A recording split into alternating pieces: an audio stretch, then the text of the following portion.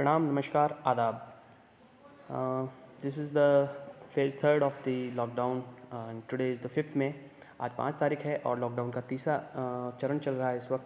हम देख रहे हैं कि काफ़ी कुछ रियायत, कुछ ढील और कुछ रियायतें दी जा रही है। काफ़ी व्यापार और व्यवसायों पर प्रतिबंध हटा दिए जा रहे हैं।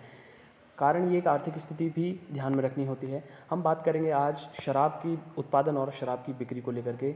हम देख रहे हैं कि काफ़ी ये पिक्चर जैसे आप इस वक्त देख पा रहे हैं कि लॉकडाउन की बहुत बुरी तरीके से यहाँ पर इस पिक्चर में अगर आप देखें समझें ढंग से तो धज्जियाँ उड़ाई जा रही है। और यहाँ तक कि लोगों को अपने कपड़ों तक का भी होशो हवास नहीं है। आप बिल्कुल साफ देख पा रहे होंगे। हम बिल्कुल आंकड़ों के आधार पर बात करने की कोशिश करेंगे कि आखिर बाकी सब व्यवसायों पर प्रतिबंध न हटा करके शराब के ही लिकर, जिसे हम कह सकते हैं, इसके उत्पादन और इसकी बिक्री को इतनी रियायत क्यों दी गई है। हम बहुत अच्छे से जानते हैं आप लोग कि भाई शराब जो है वो आपकी सेहत के लिए बहुत ही हानिकारक होती है। लेकिन अगर शराब नहीं बिकी तो ये राज्यों की आर्थिक स्थिति और आर्थिक स्वास्थ्य के लिए बहुत ज़्यादा, उनकी आर्थिक सेहत जो है वो बहुत ज़्यादा बिगड़ने वाली है, बहुत ज़्यादा ख़राब होने वाली है। इसी कारण, इसी वजह से केंद्र सरकार और राज्य सरकारों ने शराब की बिक्री को लेकर के बहुत ज़्यादा रियायतें दे रखी है।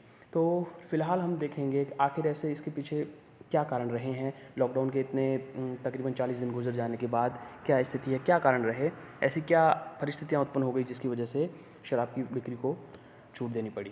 तो हम सबसे पहले हम देख रहे हैं कि यहाँ पर बहुत सारे जो पहले नए व्हीकल्स, अगर आप यहाँ दे पा रहे हैं, नए व्हीकल्स और नई प्रॉपर्टी का जो रजिस्ट्रेशंस जो होता था, जो नए व्हीकल्स बिकते थे और जो नई प्रॉपर्टी ख़रीद और बेचते थे लोग, और उनकी रजिस्ट्रेशंस पर जो है वो गवर्नमेंट को हमेशा क्या मिलता था, रेवेन्यू मिला करता था।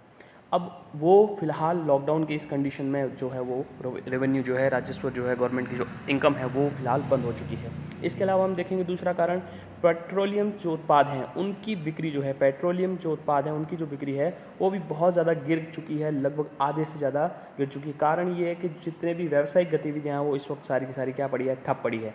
और सभी व्यावसायिक गतिविधियों में जो पेट्रोल और उससे जैसे डीजल है, पेट्रोल है या अन्य जितने भी उत्पाद हैं उनका जो बिक्री होती थी और उस पर जो एक्साइज़ और सेल्स टैक्स जो लगता था, वो गवर्नमेंट की जो रेवेन्यू है वो आय वो भी काफ़ी कम हो चुकी है।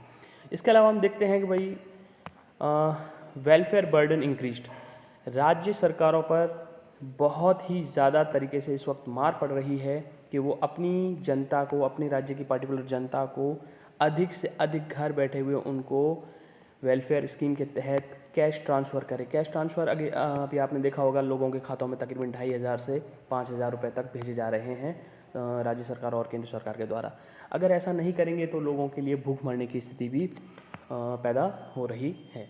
तो एक तो राज्य सरकार पर ये खर्चे जो हैं बढ़ गए हैं। उसके अलावा हमने देखा कि भाई पहले से ही हमारे पास एक तो किट नहीं है, पीपीटी किट जिनको बोला जाता है वो नहीं है। लोगों को क्वारंटीन करने के लिए जितनी सुविधाओं की आवश्यकता है वो हमारे पास नहीं है। तो एक तो हमको उन पर खर्च करना है, यानी कि विदेशों से उनको आयात करना है।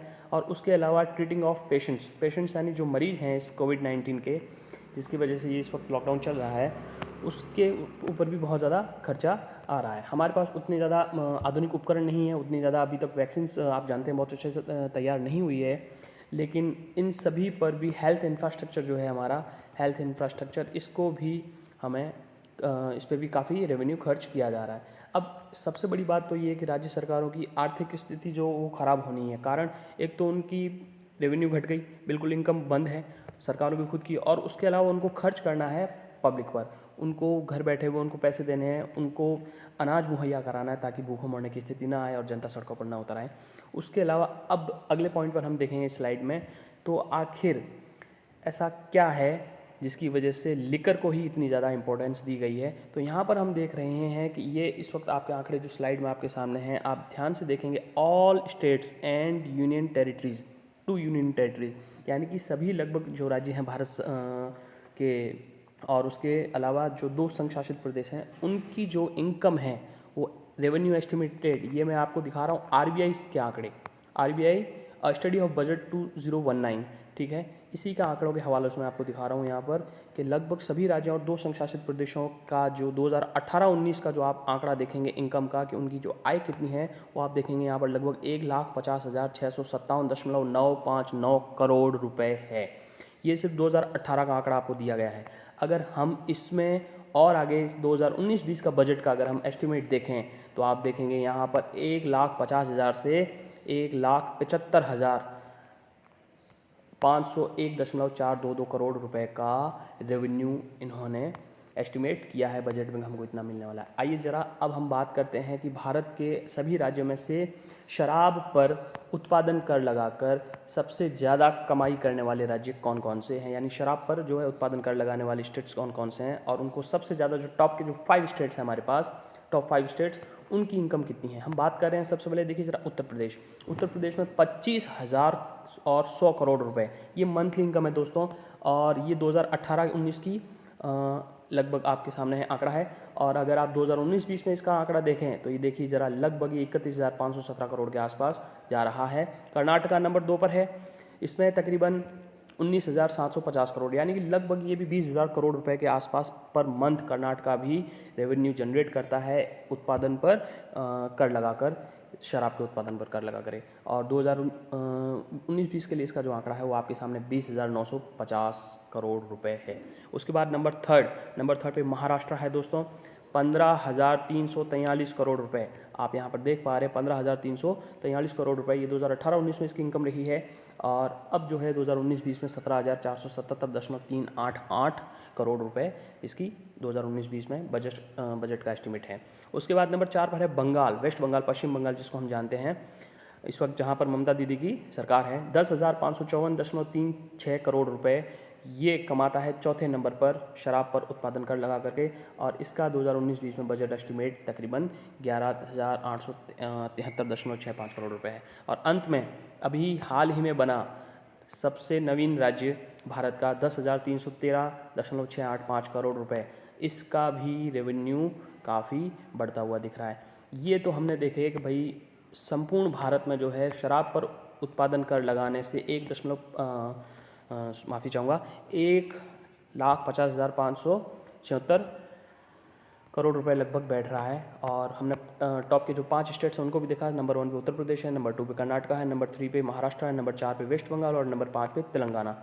आइए ज़रा अब हम बात करते हैं, अब यहाँ पर आप देख लें, Uttar Pradesh collected a monthly average amount of ₹2500 crore from liquor.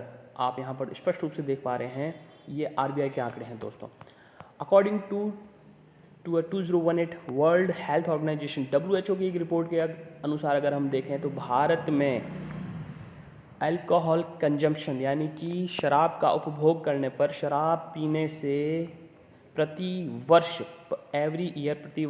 तकरीबन कितने लोग मारे जाते हैं, किल्स अराउंड 260,000, यानी 2,60,000 लोग प्रति वर्ष भारत में शराब के उपभोग पर मारे जाते हैं, शराब पीने की वजह से।